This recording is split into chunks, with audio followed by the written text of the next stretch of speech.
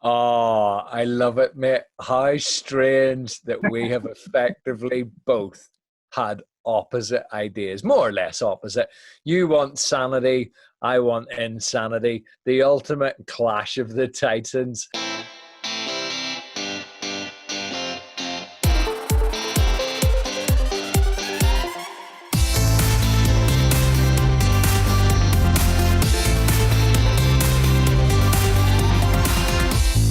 Welcome to episode 5 of the Inane Campaign podcast. I'm Mark Rowe, and once again I'm joined by Andy Gleeks.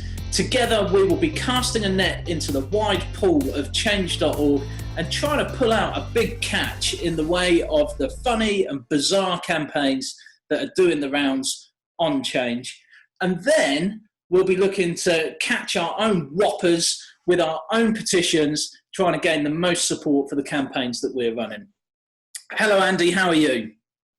I am very well, Mark. Thank you for asking. That's very kind of you. Well, you know me. I've always got your happiness at heart, truly. That again's for the audio listeners. I am putting my fingers into the shape of a heart to show Mark how much I love him. Oh, it's a beautiful thing. It's a beautiful thing. I need some love this week after our campaigns. What have you been up to with your campaign this week? So my campaign last week, if you didn't listen to the show, was I got on change.org and I wanted people and implored people to let the EU invade Britain because Brexit has gone on long enough, and as a dyed in the wool remainer, I think it's now time to beckon our European overlords in to crush us under their very cosmopolitan European heel. At last count, I had 25 supporters. I had 176 views of my petition, but they did not translate into a lot of supporters.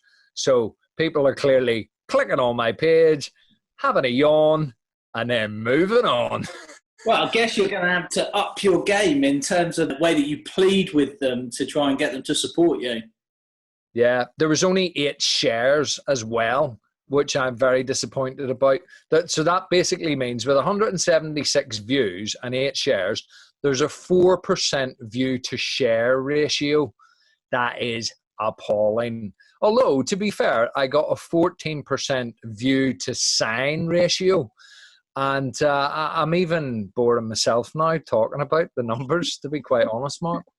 I was going to say, I love how you're getting so into the stats of this. It's like the old fantasy football with Stato on the side, giving all the details that nobody actually really cares about.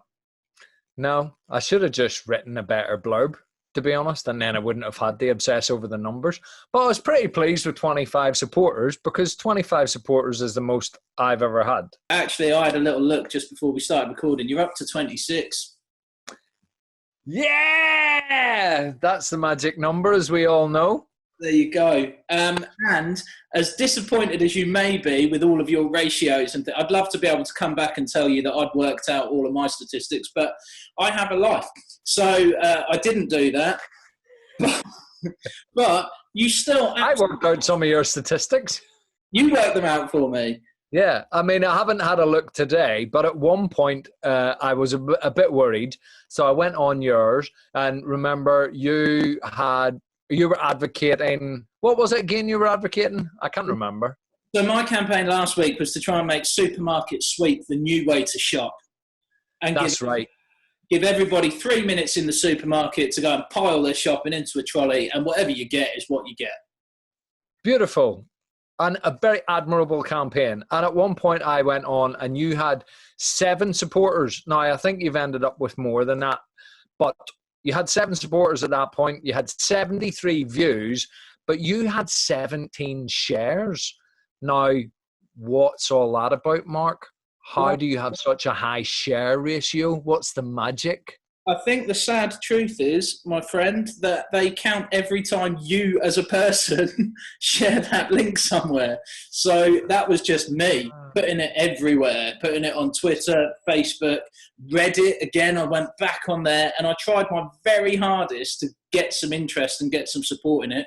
I was tweeting Ryland Clark. We talked about him as the new presenter of supermarket sweep, nothing. So I thought, okay, well, I'll go to the people who really make a decision on it. So I was tweeting Tesco's, Asda, Morrison's, trying to play them off against each other as well. Nothing, no response whatsoever. I think that's just abysmal that they wouldn't be interested in something that would make their supermarket an absolute chaotic mess to run, Mark. I don't understand why they wouldn't want to back it. I've got no idea why they weren't on board. I'm starting to think that people have rumbled us and that they know that we're just having a laugh and that we're not taking this too seriously. I was really disappointed with my view to share ratio being so low, but I've shared mine less and I've got more supporters. So actually, what I've hit on is a very efficient way of doing this competition. Absolutely. I'm intrigued as well because you sent me a message at one point during this week and you said, I have resorted to something tragic in order to try and win support for this campaign. But you wouldn't tell me what it was. No. What was the big difference? What did you end up on? How many supporters did you have at last look? 11. 11. Okay, so you got 11 supporters. I got 25 supporters. What was the difference, Mark? What is the magic of Gleeksy? What is he doing that manages to make sure that he galvanizes people to support him? Or alternatively, Mark, where did I get the £20 to push my petition on change.org?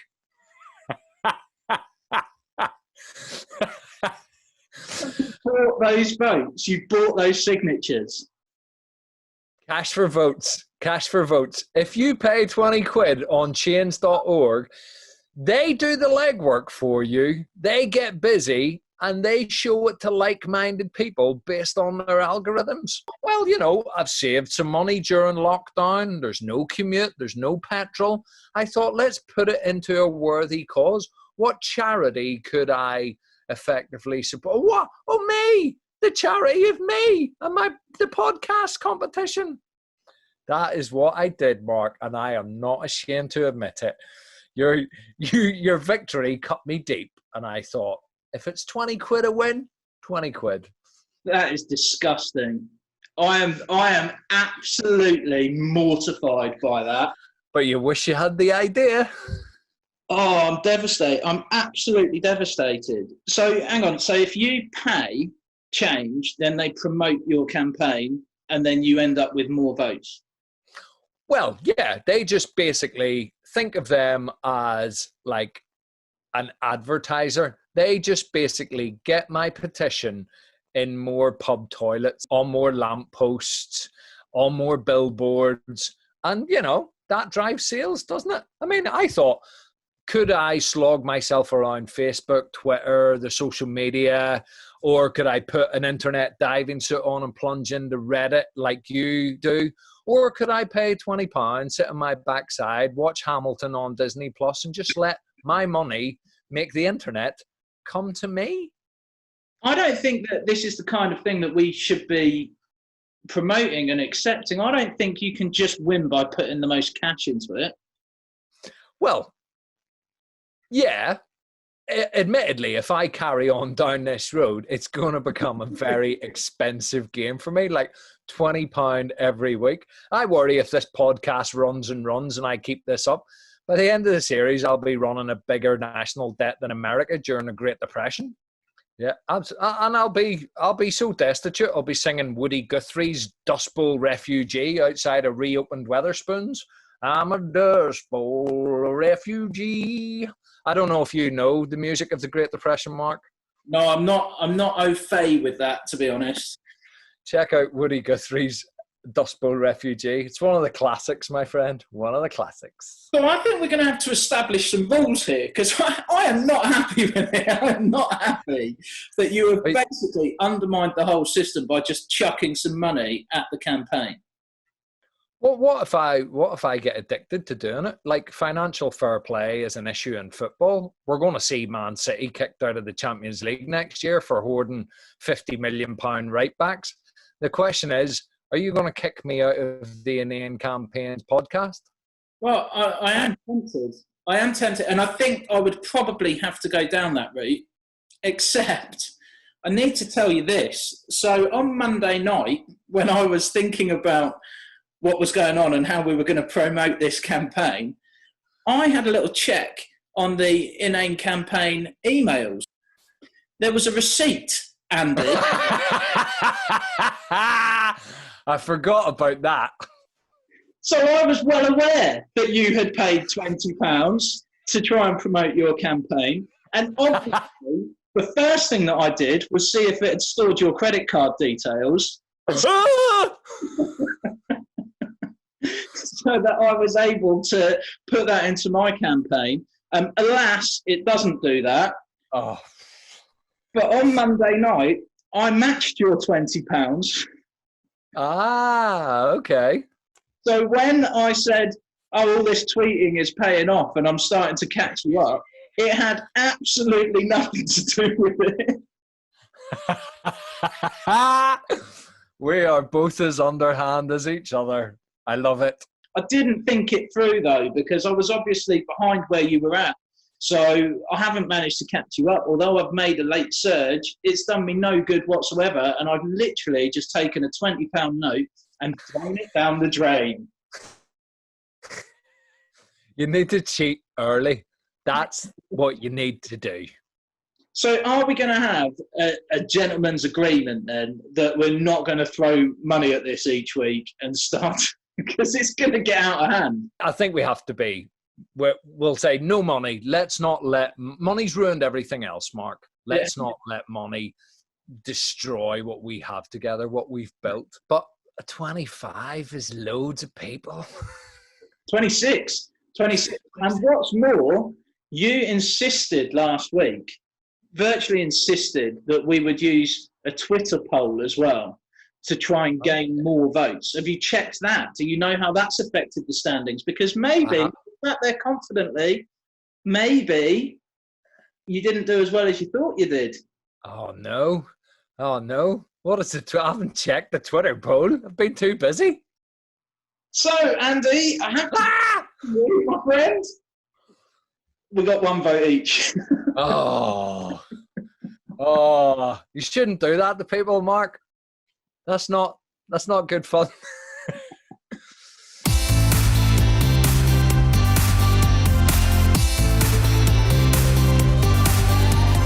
All right, so have you been having a look this week at other campaigns that are doing the rounds on Change? I have got one petition that 5 people have signed, and there is a badly created picture of what I can only assume is a Scottish man wearing a Scottish tam o'shanter hat, and it basically says, "Bring back the biscuit bath. My mate don't biscuit bath anymore, and that don't sit right with me, matey. Solution, get my man to reignite his passion for the biscuit bath. Personal story. It just upsets me that the big boy doesn't enjoy bathing with a plate of biscuits anymore." Sad face emoji. Wow. I'll tell you what I like about that is the subheadings. I love that he's got his personal story in there. And what were the other bits? The problem, the solution, and the personal story, which, as we know, Mark, that is what change.org tells you to sort in your blurb, doesn't it?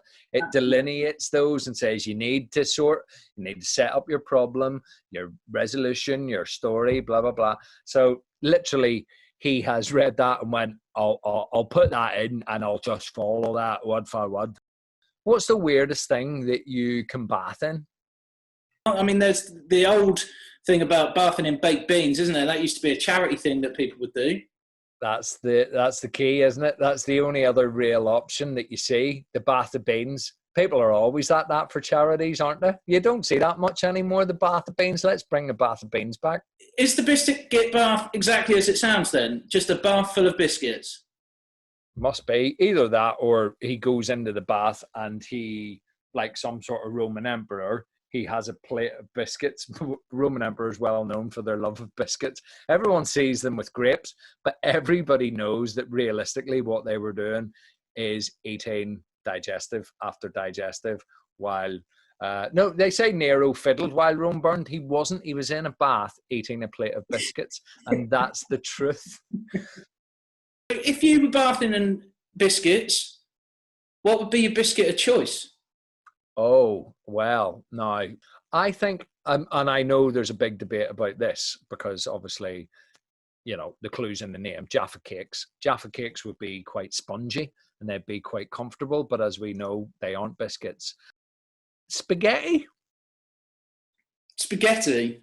That's not biscuit. Yeah, I just think spaghetti would be quite comfortable, wouldn't it? Because it's nice, like, if you boil it, throw it on the wall, make sure it's nice and soft. The old throw it on the wall thing? Yeah. Get it in the bath, all nice and sort of, again, quite spongy, quite loose. You can dive into it, can move around, wiggle around in it, wiggle around in a bath of spaghetti. Which again, as much as I was enjoying your mime, what a biscuit. You can't bath in spaghetti if you're supposed to be taking a biscuit bath. It's true. It's true. But as we know, I'm not a stickler for the rules with my 20 quid heist. Rules don't apply to me, Mark. They told me I could bath in biscuits. I said, no, spaghetti. Oh. I'm going to go bourbons. Oh, yeah, okay. But wouldn't a lot of them would snap and then the sort of creamy bit might get some places that you don't really want it to be? Well, I'm thinking the creamy bit will act a bit like a pillow. Like, you could really relax and just yeah. Okay. So would you, like, before you got in, you'd have to take the top off, quite a few of them? No, you can do it while you're in there, I think. Give you something to do. Baths are long and boring, aren't they? So, give you something to while away the hours in the bath. What did you do while you were in the biscuit bath? Oh, I just took the top off a load of bourbons. It's much more comfortable. Because I got so sort of taken with Kim Jong-un last week, I did find one more about Kim Jong-un. For the past year and a half, my family has had Kim Jong-un's picture on our wall in place of where our youngest brother Rico should be. My mum has declared that if we change Rico's picture back to Kim Jong-un, we will be grounded from our phones. Please help us not lose our phones, but keep the comic relief in our dining room. And it's got a picture of the whole family. It's got the 3 kids. And then in the last picture on the right-hand side, it's quite clearly got Kim Jong-un.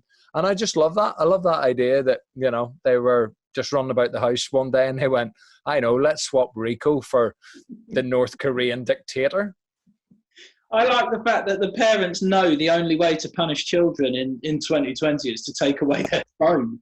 That's absolutely the only way that you can get a child's attention is, I will take your phone off you. Stop putting pictures of Kim Jong-un on the wall, or you won't be able to go on WhatsApp anymore. Oh, kids don't use WhatsApp. They're flat out on the Snapchat, aren't they? WhatsApp's for adults. Get with the times, Mark. What have you found? There's a debate raging, isn't there, about who should be the next James Bond. I think they've said already that Daniel Craig's not going to do it after one more, or after after one that they're working on. As you know from the past, my knowledge of films is not fantastic. So I'm surprised you know who James Bond is. Yeah, well, there you go. There's been all sorts of talk, hasn't there, about who should be the next Bond, whether they have a black James Bond or I think Idris Elba was mooted as the next Bond, wasn't he? But I think this is the person to go with. You'll like this. Make Rick Astley the new James Bond. Sold. That is an amazing idea. And let's face it, he, in terms of,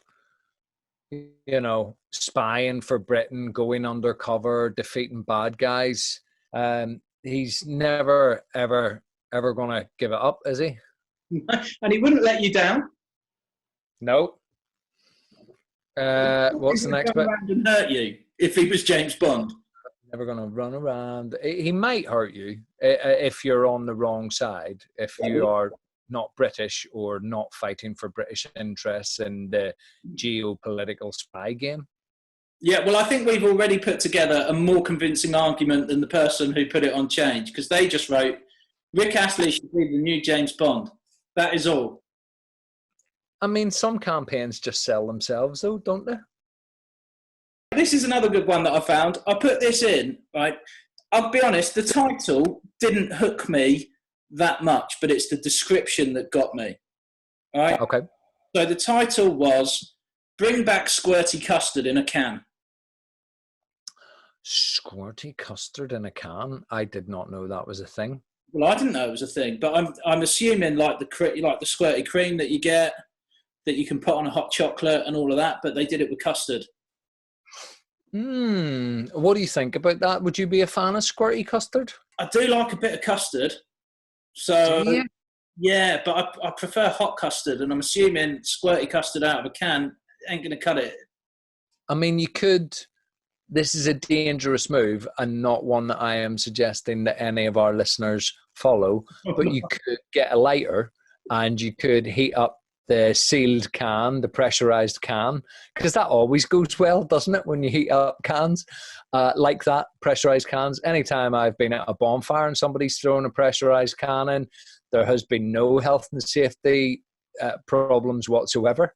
No scoldings of people as flying can came out, hit their head, and they received third-degree burns. I do like the way that you dropped that in casually, like it's a regular occurrence for you. But I guess that is the life of somebody who's grown up in Northern Ireland. Don't know. I know. Actually, I'm from the side that doesn't hang around bonfires, my friend. That's where things get sticky. Well, it does get sticky if you throw cans of custard on it. Do you remember that programme called Brainiac that used to be on the TV with a guy called John Tickle, who I think was originally one of the contestants on Big Brother, and then he started presenting this programme called Brainiac where they did ridiculous science experiments. I know exactly what you're going to say because I think I was going to reference this myself. Is this about a swimming pool full of custard? Yeah, absolutely. And you can walk on custard. I think that's amazing. I want to have a go at that. That I would have a go at. You know, when you were younger, again, you don't tend to see this so much anymore. You used to be able to sign up on like stag do's and stuff like that to be able to walk on hot coals, or you do it for charity. Do you remember all this sort of thing? I didn't know people were doing it on stag do's. That doesn't seem like good fun at all.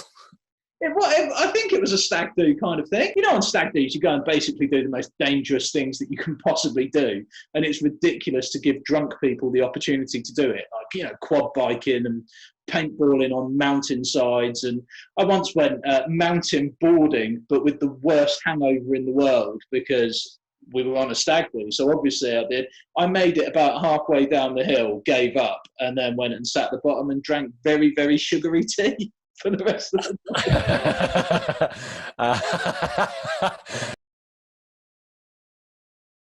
I was going to tell you this description of Bring Back Squirty Custard in a Can. You'll like this. You'll like this, Andy. It's like a bedtime story, all right? So, I like a bedtime story. I'll go get a blanket. Yeah, settle yourself in for this. You ready? Yeah. When I was a child, magic was real. A host of imaginary butterflies and songbirds accompanied me everywhere like tiny flappy angels. I did not know what sadness was, and every day was summer in my world. This was the same for every child in Britain. The reason? Squirty custard in a can. This foamy yellow elixir was our passion, our joy, our life. Then a corporate monster took it all away and left a child heartbroken. Anchor, how could you? Are you making some kind of hideous doomsday device powered by the tears of bereft kids? Perhaps you never stop making it and are stockpiling it for yourselves. Is it that you never tire of seeing crowds of now middle-aged 1980s children outside your offices silently mouthing the word, I beseech you, rectify this injustice and make us whole again for the sake of everybody's children. Bring back the squirty custard. That's so heartfelt and so, yeah, I mean, it took a very dark turn at one point when you start getting, anchor, no. I love the word elixir. Yeah. It's that poetry we've talked about before, Byron, Shelley, Keats, and then this guy with the squirty custard. Poetry. You would think that would have persuaded them. Didn't. Would you put squirty custard in a bath? Oh, yeah. Bath full of squirty custard. You'd float on top of it, though, wouldn't you? You wouldn't submerge yourself in it. You'd need quite a few cans, I imagine. Or just one very well heated can of squirty custard. Yeah, I like that. That's nice. Bring back squirty custard. Go for it. I think we should. I think we should do it. Anchor, if you're listening, bring back squirty custard. We support this.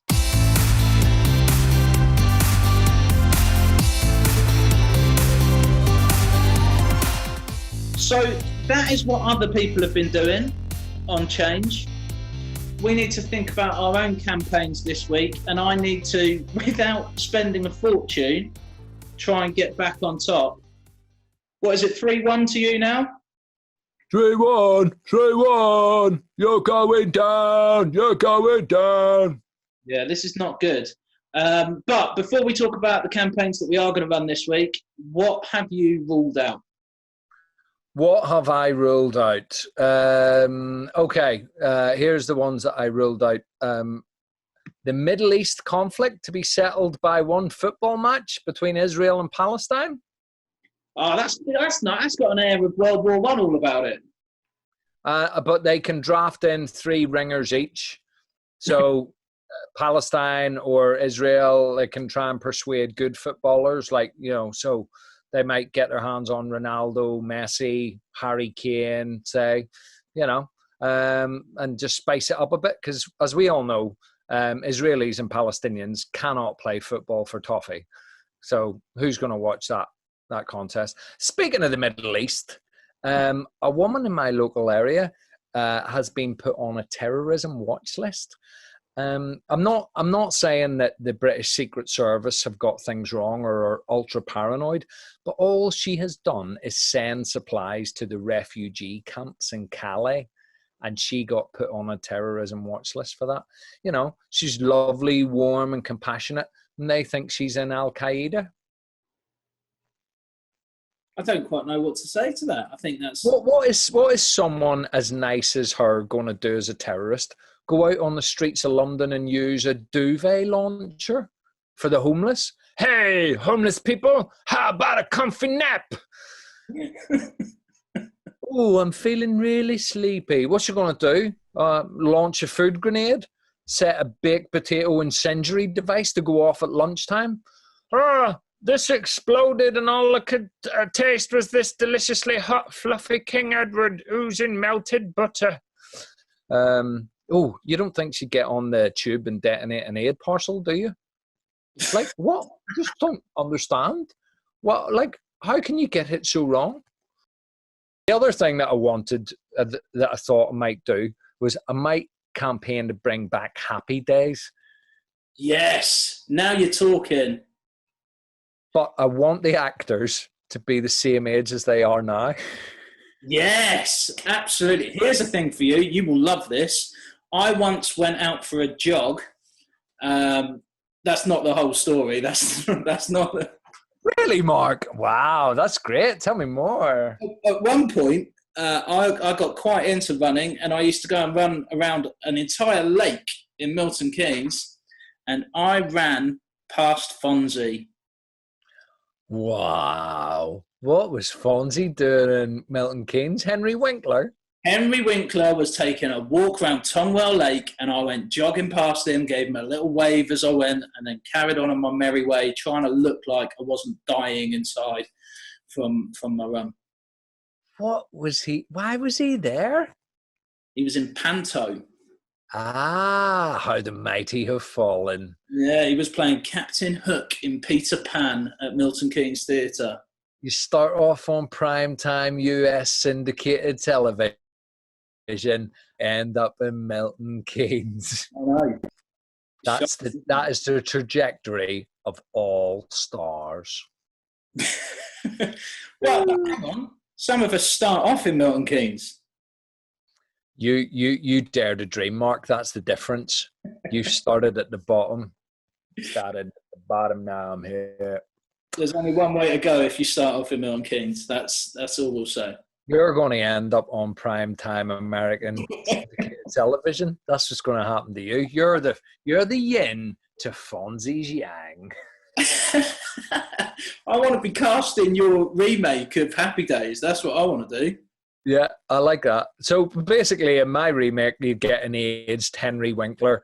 Rather than shuffling round a lake in Milton Keynes, he'd shuffle round Al's Diner in a Zimmer frame, trying to still act cool in his leather jacket. You'd have Ron Howard trying to comb his non-existent hair.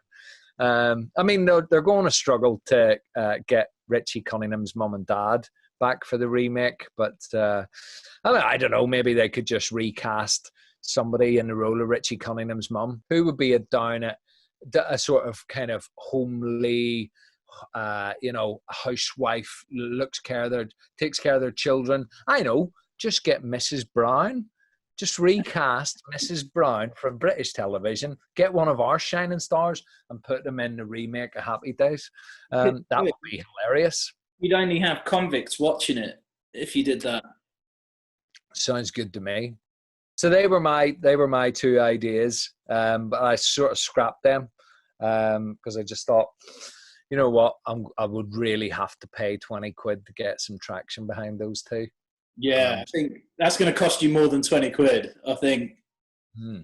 I had some other ones, like coffee to be renamed Anxiety Petroleum, stuff like that. But I don't know. It just didn't. I don't drink a lot of coffee, hence why it gives me anxiety, and I feel like it should be called Anxiety Petroleum. There's a lot of coffee drinkers who would not want you to do that. I once drank a very strong cup of coffee from Starbucks in Belfast, and because I'm not a habitual drinker of it, I walked around Belfast so frightened and shook up that I thought I was going to be stabbed. In my brain, I just created an alternate reality where the coffee shook me up so much. I was like, "There's people after me." Are you sure that was just coffee? Yeah, absolutely. It was the coffee. Oh, brilliant. I sort of wish coffee could have that much effect. For me, it just gets me to work on time. Should I tell you what I've ruled out then? Yeah, go for it. Right, last week you said, I can't remember quite how you put it, but you basically said that you thought that the campaigns worked better when you were more specific rather than being general. Is that right? What I noticed was my first week, it was very niche, and it was all about an email that my local estate agent sent to me that wound me up. And then the bigger I got talking about Boris Johnson and these big cultural touchstones, the less traction I got, to the point where I got 3 votes for one of my campaigns a couple of weeks ago. Can't remember what it was. I just thought, yeah, maybe the more niche, the better. Okay, well, I've gone the other way. I'm thinking stop bad stuff happening to good people.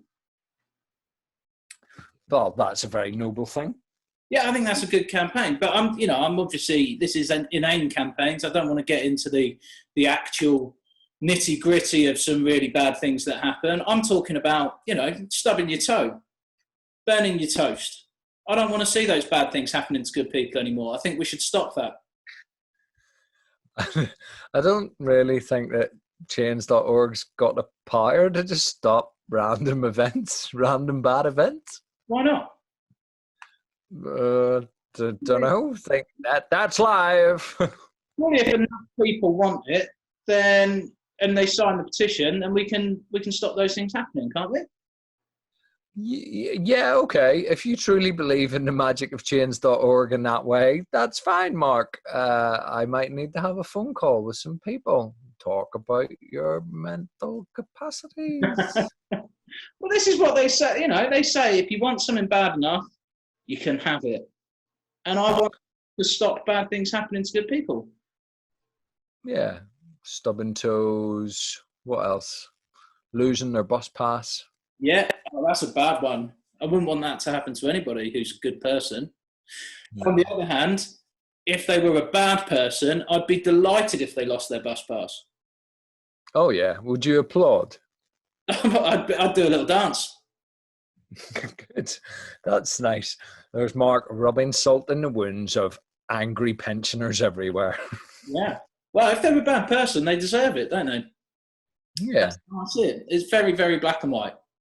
yeah, yeah. Schadenfreude, isn't it? Exactly. Cheer them on. Cheer them on at the bus stop. Yeah, yeah, yeah, yeah. Or clap. I don't know. I don't know what I'm talking about anymore, quite frankly. Would they discover that they'd lost their bus pass once they got on the bus, or prior? I think on the bus. I think ultimate humiliation, having to turn around and get back off the bus.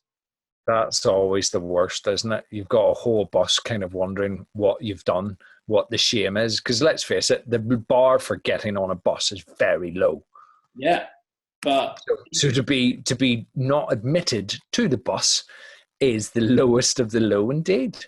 Yeah, well, they deserve it, quite frankly, and I'm glad. Get off the bus.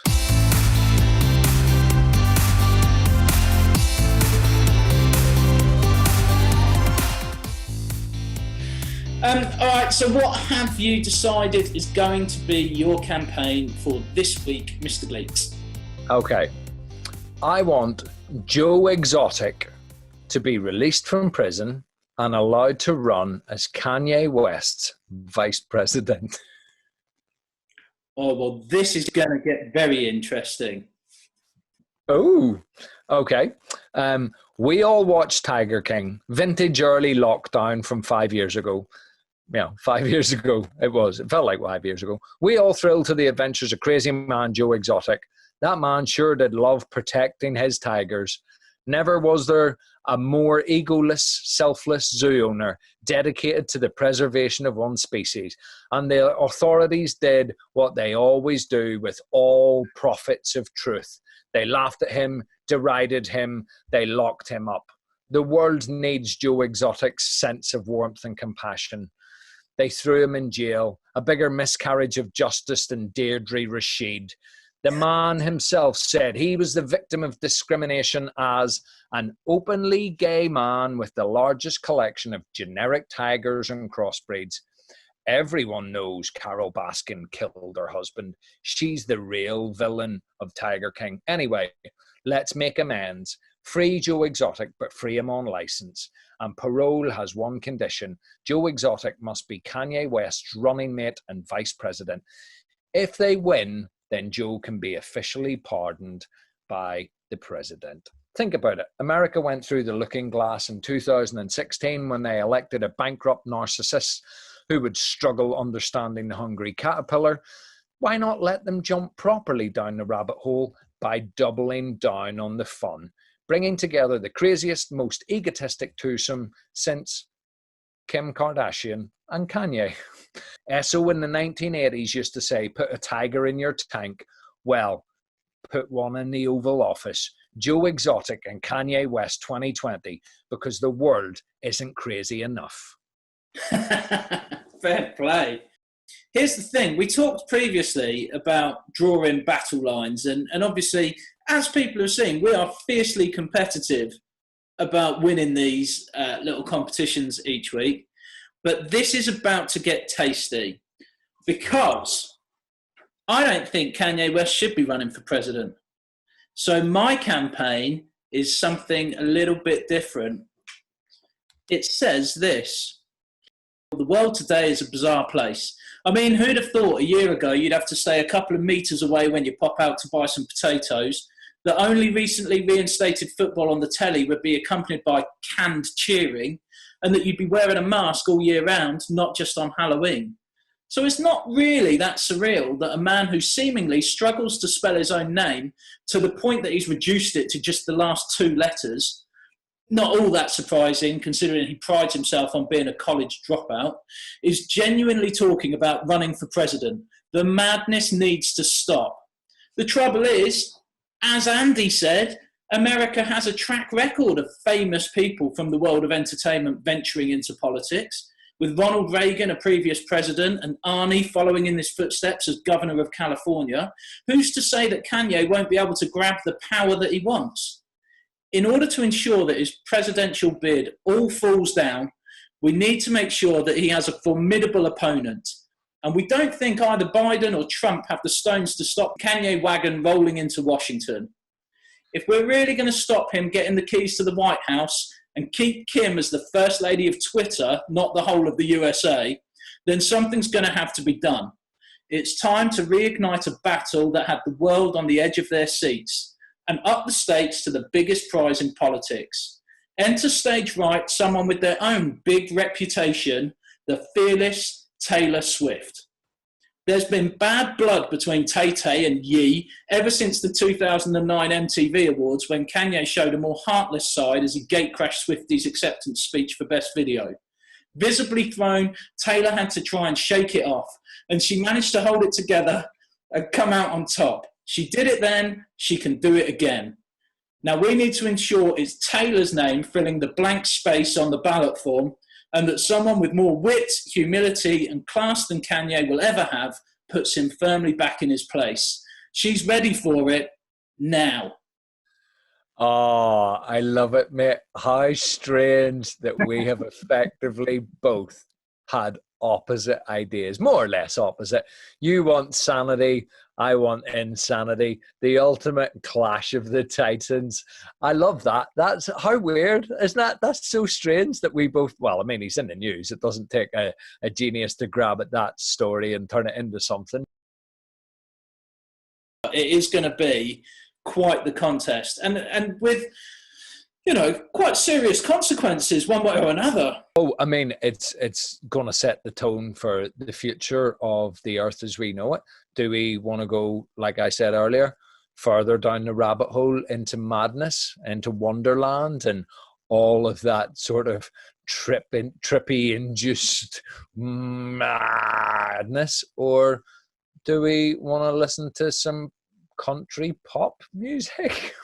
I mean, I stopped worrying about trying to put any jokes in my description and settled for just putting as many references to Taylor Swift songs and Kanye songs as I possibly could. There's about 15 in there. I was delighted with that. Oh, that's good. I once did that with an end of year report with Take That songs. Nobody noticed. I had to point it out to staff, but nobody noticed. I was like, it's clear that I've shoehorned in about five Take That songs.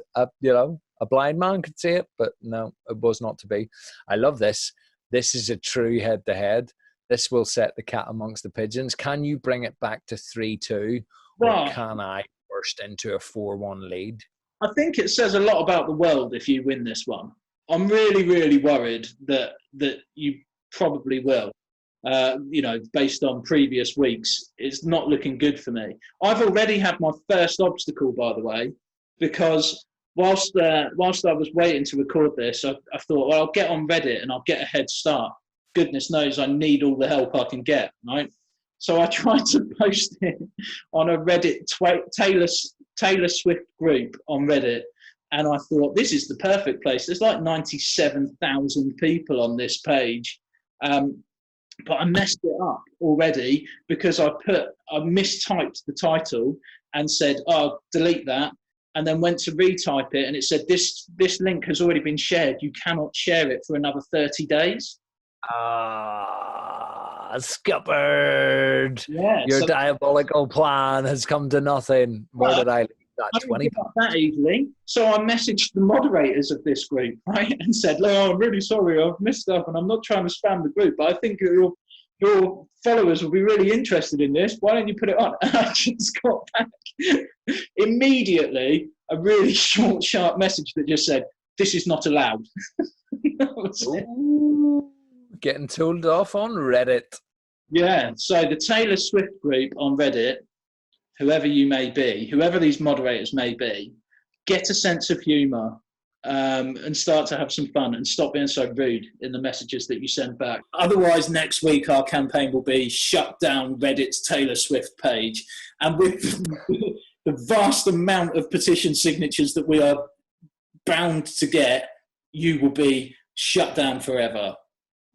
Shut down Reddit. Let's just shut down Reddit. It's like you said, I'm fairly new to it all and still finding my way around, but it is a bizarre little world, isn't it? Yeah. There's groups for everything in Reddit. Love it. It's what do they call it? The front page of the internet? Is that right? Yeah, I don't think it should be. I think it should be page 3 of the internet. Do you know what we forgot, Mark? I know what's coming here. We've forgotten to hear from our friend this week, haven't we? How could we possibly forget? How could we possibly forget? The poor guy must be up there somewhere above a beach in Ireland. Oh, he's got some proper glasses this week. They're my wife's glasses. I'm not even sure if the accent that's going to come out is going to be the same. I thought I'd get the proper sunglasses for a bit of variety. Right, do you want to introduce him? Okay, so hang on, I'll try and get the wording right as you told me to do it last week. Let's get over to a windy beach in Ireland where Bono is up in the air. Cheers, boys. It's dreadful windy up here. The wind, the hair, it's going to be blown off me. At the very least, my hairline will be marching round the back of me head.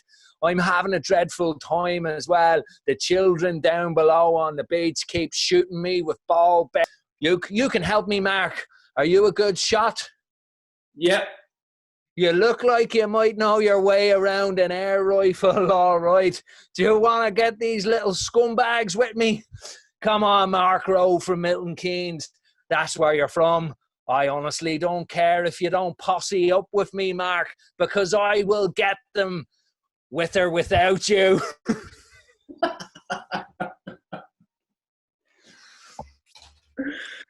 Okay, good. Again, same as last week, you left writing your actual campaign until about 10 minutes before we recorded this, but clearly you have spent a great deal of time this week working on that impression and trying to come up with something to drop another very, very weak Bono pun, U2 pun, into your chat. It's my new jam. Paragliding Bono. I live for him. I like it. What happened to... I thought we were going to get more and more accessories every week. Well, I've changed the sunglasses, so, we're a step in the right direction. I did say that I could have a look, because I work in a drama department in a school, believe it or not. I did say that I'd be able to have a little route around and find you some bits of costume, but I still haven't found what I'm looking for. Hey! Now you get it. Basically, this podcast is just going to devolve into YouTube.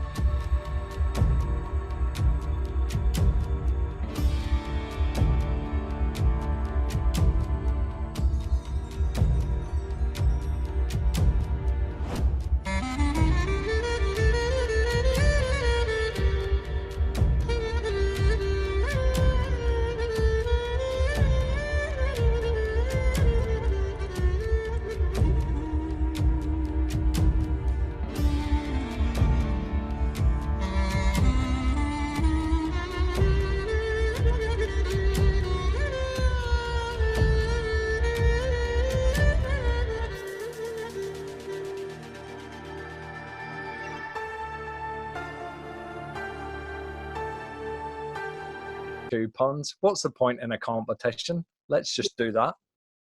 So if you have any U2 puns that you want to send our way for us to try and seamlessly wedge in to our chat next week, or if you want to support the campaigns, then check us out on social media at InnanePod on Twitter, on Instagram, the Inane Podcast on Facebook.